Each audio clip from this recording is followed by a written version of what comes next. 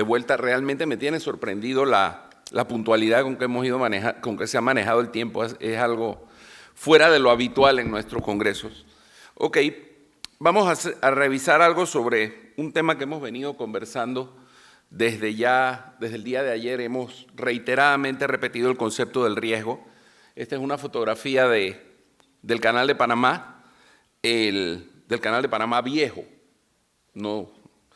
Y esta que sigue es una fotografía del Canal de Panamá nuevo. Una de sus diferencias más marcadas es que esto que ven aquí son unas tinas de agua que permiten la reutilización del agua en cada uno de los barcos para que no pase. Se supone que se ahorra un 60% de la cantidad de agua que pasa al mar con cada tránsito por el canal. Todo un orgullo para nuestro país. Ok, vamos a hablar algunos conceptos sobre esta divergencia que existe y que tantas vueltas se le viene dando sobre lo que es el riesgo y lo que es los lípidos. Normalmente, probablemente la confusión que surge de aquí es que tratamos ambas cosas de la misma forma y se ha dado un poco a la idea de pensar que lo que se ha hecho con las últimas guías que se publicaron era reemplazar las guías anteriores sobre el manejo de las dislipidemias, y vamos a tratar de ver que es un poco más complejo que eso. No hay ningún conflicto de interés que declarar para la conferencia. Lo primero que tenemos que hacer es definir qué es riesgo, ¿ok? Esto es riesgo, ¿ok? ¿Qué es alto riesgo?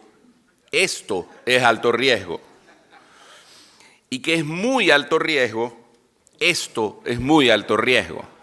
Entonces el martes, como me dijeron el otro día, el martes o gana Hillary o perdemos todos. A eso se resume más o menos lo que pueda pasar el martes en Estados Unidos. Entonces la forma como vamos a revisar el tema va a ser utilizando esta secuencia de pasos que los vamos a ir desarrollando uno por uno. Primero, algunos conceptos generales sobre el riesgo cardiorrenometabólico. El concepto del continuo cardiovascular se viene manejando desde los años 90 y es la forma como desde los factores de riesgo tradicionales van ocurriendo una serie de fenómenos a nivel endotelial, a nivel de remodelación del corazón, a nivel de remodelación vascular, a nivel de cambios biológicos, muerte celular, infarto, apoptosis, desarrollo de fibrosis, hasta que el paciente finalmente muere por alguna complicación cardiovascular. Por muchos años esto se manejó exclusivamente para el tema cardiovascular, pero con el paso del tiempo se ha ido viendo que en realidad esto es un tema que corre paralelo y va muy de la mano de lo que hemos venido hablando estos días entre los aspectos cardiovasculares, los aspectos renales y los aspectos metabólicos. Y esta es la razón por la que cada vez es más común que los cardiólogos estamos viendo diabéticos, los endocrinólogos están viendo nefrópatas, los nefrópatas ven hipertensos, ven pacientes isquémicos, porque al final estamos todos tratando una misma enfermedad que se manifiesta en diferentes sistemas. Pero al final viene a ser el mismo paciente el que todos estamos viendo. Una de las cosas que ayudó a definir este concepto de riesgo fue este estudio, es un estudio epidemiológico que se publicó en el año 98, en el cual se compararon pacientes con infarto de miocardio y pacientes diabéticos. En la línea lila, arriba, tenemos los pacientes que no han tenido infarto y que no son diabéticos, seguidos a 8 años. Y en la línea roja tenemos pacientes que son diabéticos y tuvieron un infarto de miocardio. Lo verdaderamente interesante de este estudio son las dos líneas intermedias. La probabilidad de morir de una complicación cardiovascular es la misma si se tuvo un infarto o si se es diabético. A partir de ese momento surge el concepto de que el paciente diabético que ser diabético es un equivalente a enfermedad cardiovascular. Y esta es una de las maneras de entender este concepto de riesgo como un elemento común y un elemento prioritario en el manejo de nuestros enfermos. Por otro lado, la diabetes, los diabéticos no se mueren de diabetes, los diabéticos se mueren de complicaciones cardiovasculares. Hay un buen amigo endocrinólogo en Panamá que siempre dice, a mí no se me muere un diabético hace 25 años, todos se le mueren a pichel.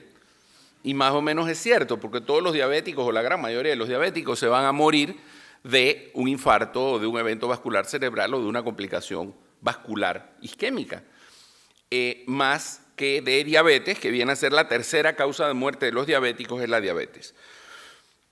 Lo siguiente que es importante tener presente aquí son las guías tradicionales que se han manejado para los pacientes con dislipidemia, las guías del ATP. Las guías del ATP son la consecuencia de una serie de investigaciones tanto epidemiológicas como terapéuticas, eso es muy importante, son conclusiones de los dos tipos de estudio, en los cuales se ha ido viendo cómo, conforme se fueron introduciendo nuevos elementos terapéuticos en el manejo del paciente con dislipidemia, se fueron viendo cambios en la manera de manejar adecuadamente estos pacientes, enfocándose a tratar de que los pacientes tuvieran primero menos complicaciones cardiovasculares y posteriormente menos mortalidad. Y esto fue el eje central del desarrollo de estas guías. Estas guías ya se han hecho 3 publicaciones del ATP tratando de identificar cómo se tienen que manejar los pacientes con dislipidemia para que tengan menos eventos cardiovasculares. En la década de los 90 se publicaron muchos estudios de estatinas, pero hubo 5 estudios que fueron básicos, en los cuales se utilizaron diferentes estatinas en pacientes con y sin enfermedad cardiovascular ya conocida, con eventos cardiovasculares previos, usando diferentes estatinas y con diferentes niveles de lípidos al momento del ingreso al estudio. Y se vio consistentemente que la reducción de lípidos, particularmente de LDL, utilizando estatinas, diferentes estatinas, así generaban una reducción en el número de eventos cardiovasculares que tenían los pacientes. Estos 5 estudios, cuando se ponen juntos, fueron la base de lo que es hoy día el manejo del paciente con enfermedad cardiovascular. De hecho, las estatinas cambiaron la historia natural de la enfermedad cardiovascular o modificaron la historia natural de la enfermedad cardiovascular, y esto es lo que ha ocurrido con estos estudios.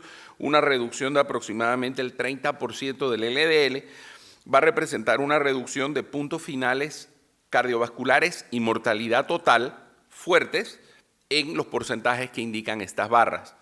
Entonces, como un ejemplo, cuando nosotros tenemos un paciente, y esto lo hemos visto muchísimas veces, cuando yo estudié cardiología, cuando yo hice la residencia en la década de los 90, nosotros hablábamos de que un bypass coronario tenía una duración aproximada entre 8 y 10 años si era vena y entre 13 y 15 si era una mamaria. Eso era lo normal que aceptábamos. Hoy día todos los cardiólogos que estamos aquí tenemos pacientes que tienen 20 años de revascularizados, se les hace un cateterismo por alguna otra razón y se encuentra que los bypasses están permeables. Y el efecto primordial por el cual los bypasses están permeables y no se han obstruido es por el uso de estatinas y de aspirina, pero probablemente la estatina sea el eje del manejo. Entonces, las últimas guías del ATP3, después de la modificación que le hizo cuando se publicó el estudio HPS y se publicó el estudio TNT, lo que nos dijo fue que los pacientes sin factores de riesgo o con un factor de riesgo cardiovascular deben tener el LDL en menos de 160.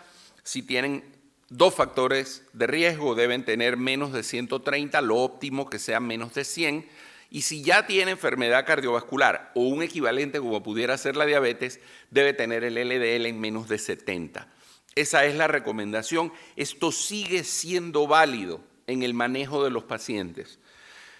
Y colocando todos esos estudios de los que venimos hablando en una sola gráfica, aparece esta gráfica de tendencia que la hemos visto muchísimas veces todos, en la cual nos indica que tener el LDL más bajo, conforme baja el nivel de LDL, vamos a tener una reducción en el número de eventos cardiovasculares, tanto en pacientes que ya tuvieron eventos, prevención secundaria, que es la línea naranja, o pacientes de prevención primaria, que es la línea verde.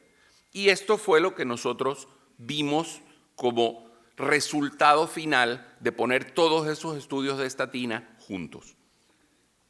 Pero no todo es colesterol, porque hay aproximadamente un 30% de eventos cardiovasculares en pacientes que tienen el colesterol normal. Entonces hay otros elementos que tienen que ver en que el paciente desarrolle eventos cardiovasculares, no es solamente la dislipidemia. Muy por encima de esto, porque ya se ha mencionado en las charlas anteriores, uno de los elementos más importantes para que el paciente tenga o no eventos cardiovasculares es la relación que existe entre la cantidad de lípido que tiene la placa y la capa fibrosa. Cuando tenemos una capa fibrosa gruesa que separa los lípidos de la sangre, tenemos lo que se llama una placa estable, una placa con menos probabilidad de romperse. Sin embargo, cuando tenemos, como en esta, una placa que tiene un cap muy delgadito, tenemos la probabilidad de que se rompa, entre en contacto el contenido de la placa con la sangre, se active el mecanismo de coagulación y se produzca un trombo y un evento cardiovascular. Entonces, no es solamente el nivel de lípidos, sino esa relación que existe entre la cantidad de lípido de la placa y el grosor del cap. Después tenemos las otras guías que se publican hace 3 años, en el 2013, y que vinieron a cambiar un poco el concepto. Lo que aquí se hace son unas guías para la evaluación y el manejo del riesgo cardiovascular, no de los lípidos. Y eso hay que tenerlo presente. ¿Qué se hace? Se hace la evaluación del riesgo calculado a 10 años, aplicando datos poblacionales a cada paciente y comparando con cuál sería la condición de riesgo cardiovascular de ese paciente si tuviera los factores de riesgo a niveles óptimos, entendiendo por niveles óptimos que sean la misma edad, sexo y raza, el colesterol en 170, el HDL mayor de 50, la presión arterial en 110 sin tratamiento, que no sea diabético y que no fume. Entonces se compara eso. Hoy día lo que hacemos es que lo utilizamos, y vamos a mencionar algo de eso en la conferencia de la tarde. Tenemos aplicaciones en el teléfono, todos tenemos alguna aplicación que calcule estas cosas y calculamos el riesgo cardiovascular. Y esto nos da, por un lado, el riesgo cardiovascular que tiene nuestro paciente, en ese caso particular 8.1%, y lo compara con lo que tendría un paciente estándar sin factores de riesgo, que sería en ese caso 2.6. Basado en eso se define 4 grupos de los pacientes, tomando en cuenta si son diabéticos, si ya han tenido eventos, qué edad tienen, el nivel de LDL particular y el riesgo calculado en esa fórmula. Y basado en eso se define qué tipo de estatina o qué tan potente tiene que ser la estatina que utilice el paciente. No estamos hablando solamente de lípidos, estamos hablando de toda esta otra serie de factores que tienen que tomarse en cuenta al momento de definir el tratamiento con estatinas. Y así se define este cuadro donde están las diferentes estatinas en sus diferentes dosis y vamos a ver si son de intensidad baja, intermedia o alta, y se va a decidir qué tipo de tratamiento se le va a dar al paciente. Estas tablas están en todos lados, no vamos a entrar en el detalle de cuánto es el valor uno u otro, pero el concepto es eso: definir el riesgo cardiovascular del paciente y darle al paciente una estatina como un elemento para reducir el riesgo, como un tratamiento para reducir el riesgo. Entonces, los pacientes que no caen específicamente en ese grupo, que no son de bajo riesgo ni son de tan alto riesgo, que están en ese punto intermedio, hay pruebas adicionales que se pueden hacer para tratar de definir mejor si se les da o no tratamiento. Entonces, se deben discutir con los pacientes esto, qué vamos a hacer, el paciente tiene que entender su problema, y se van a apoyar con otras pruebas, como pudiera ser si hay una dislipidemia genética, si hay enfermedad cardiovascular temprana en la familia, si la proteína C reactiva es mayor de 2 como indicador de inflamación, si tiene un score de calcio mayor de 300 del score de calcio coronario, o si tiene un índice tobillo-brazo menor de 0.9. Cualquiera de estos factores movería al paciente hacia un grupo donde se justificaría considerar el manejo con estatinas. Después viene el otro elemento, que es el elemento de que, según la gráfica que ya vimos, cuanto más bajemos los niveles de lípidos, mejor va a ser, menos riesgo y menos eventos va a tener el paciente. Entonces, el estudio TNT fue un estudio que comparó atorvastatina en 2 dosis diferentes, y lo que se encontró fue que los pacientes del TNT encajaban perfectamente en nuestra gráfica, donde el paciente que usaba dosis más altas y tenía niveles de LDL más bajos tenía menos eventos, a diferencia del que usaba la dosis más alta. Entonces el TNT reforzaba totalmente este concepto de que cuanto más bajo está el colesterol, mejor para el paciente. Sin embargo, no todo esto es siempre así. hubo este estudio, que fue el estudio ENHANCE, que fue un estudio donde se utilizó en un brazo simvastatina y en el otro lado simvastatina con ezetimibe. Pero en lugar de medirse puntos finales fuertes, lo que se hizo fue que se midió el grosor íntima media de la carótida como un marcador de ateroesclerosis, que se encontró que los pacientes que tomaban la combinación efectivamente tuvieron niveles de lípidos más bajos, pero no hubo una reducción de las placas en las carótidas. Entonces, ya ese concepto de que cuanto más bajo mejor no era tan categórico como se pensaba, porque lo lógico aquí era que al bajar más el nivel, si todo solo fuera el nivel de lípidos, al bajar más el nivel de lípidos nosotros tendríamos menos eventos cardiovasculares y tendríamos menos ateroesclerosis, cosa que no ocurrió. Y aquí viene entonces el otro concepto, que es el concepto del riesgo. Y esto es un análisis bien interesante de los números que ya vimos. Esto que está aquí es la gráfica que ya conocemos. O sea, todos los estudios de LDL, de reducción de LDL, de prevención secundaria, pacientes que ya tuvieron un evento cardiovascular, que conforme más bajo es el nivel de LDL, menos eventos cardiovasculares tiene. ¿De acuerdo? El determinante de si un paciente se beneficia o no del tratamiento con lípidos y qué tanto se beneficia va a ser el nivel de lípidos que alcance en un momento determinado. Eso es lo que nos indica esta gráfica. Pero ¿qué pasa si yo separo esos estudios y analizo cada una de esas líneas separadas? Entonces esos mismos estudios tienen una pendiente diferente. O sea, el paciente del 4S tiene una pendiente mayor que los otros pacientes. ¿Qué diferencia tiene el paciente 4S con el otro? El paciente de 4S ya tuvo un infarto y tiene el colesterol alto. Entonces es el paciente más enfermo. Es el paciente que tiene más riesgo. Entonces el beneficio del tratamiento con estatinas, cuando separamos esos mismos datos individualmente, el beneficio no depende del nivel final de LDL, depende del riesgo inicial del paciente. Cuanto más enfermo está el paciente, más se beneficia de la utilización de la estatina. Y aquí es donde viene el entender que son dos conceptos diferentes, el concepto de riesgo y el concepto de dislipidemia. Entendiendo que los estudios de estatinas, el beneficio depende del riesgo inicial.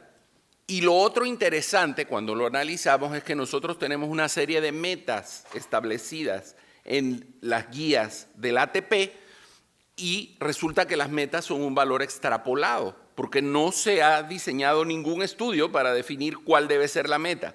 Nosotros hemos venido encontrando niveles de lípidos con un número de eventos y hemos ido estableciendo metas basados en datos de estudios que no fueron realmente diseñados para determinar cuál es la meta final. Entonces la pregunta es, ¿el beneficio es por reducir el LDL o por tomar estatina? O sea, la estatina per se queda siendo un medicamento que reduce riesgo, no solamente que reduce el LDL. Y si se recuerdan, ayer hablábamos del HOPE-3, de este estudio que tomó 12,000 pacientes, los separó de forma factorial. Por un lado, trataban hipertensión, o sea, combinación de candesartán con hidroclorotiazida versus placebo, y por la otra tenían rosuvastatina versus placebo. ¿Qué se encuentra y que aparte el paciente tenía un factor de riesgo y no había tenido enfermedad coronaria? Entiéndase, pacientes de los que llegan todos los días a la clínica. Rosuvastatina, 10 miligramos. Obviamente los pacientes de rosuvastatina tuvieron niveles de lípidos más bajos que los de placebo, pero aquí, a diferencia de lo que pasó con la hipertensión, sí tenemos que los pacientes tuvieron una reducción de todos los puntos finales que se analizaron. Mortalidad, puntos combinados entre infarto, eventos vasculares cerebrales, angina. Entonces estos pacientes obtuvieron un beneficio al darle estatinas a pesar de que eran relativamente de bajo riesgo. Paciente común y corriente de los que anda por la calle todos los días. Y esto respalda el concepto, porque este estudio no se estaban haciendo niveles de lípidos intermedios. Realmente se ingresaba al paciente al estudio y no se seguían midiendo los lípidos, sino que se le daba la estatina únicamente para ver el efecto de la estatina independientemente del nivel de lípidos de cada individuo. Entonces lo que ellos encuentran es que la estatina reduce el riesgo cardiovascular per se, independientemente de estar midiendo y de andar buscando metas de los lípidos. Entonces, en conclusión, ¿qué tenemos? Las estatinas son medicamentos que, es cierto, reducen el colesterol, pero también reducen el riesgo. Son hipolipemiantes, y búsquenle el nombre a cómo se dice, hiporrisgemiantes, yo no sé, pero buscaremos una palabra que las indique como medicamentos reductores de riesgo cardiovascular. Pueden usarse las estatinas para bajar el colesterol llegando a las metas, eso es válido, o simplemente para bajar el riesgo basado en el riesgo inicial del paciente. Vamos a recetar las estatinas en base a intensidad y olvidarnos un poco de las metas. Esa es la otra estrategia, cualquiera de las dos son válidas. Recordemos que la meta al final es un valor extrapolado, no es un valor medido específicamente con los estudios.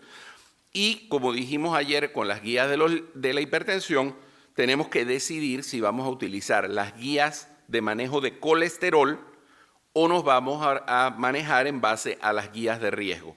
Las dos son válidas y no necesariamente son una contra la otra, sino que son complementarias. Otra foto del canal para enseñarles del lado izquierdo, este es el canal viejo, este es el canal nuevo, este es un barco de los que cabe por el canal viejo, el de la izquierda, y este es un barco de los que cabe por el canal nuevo, el de la derecha. Muchas gracias.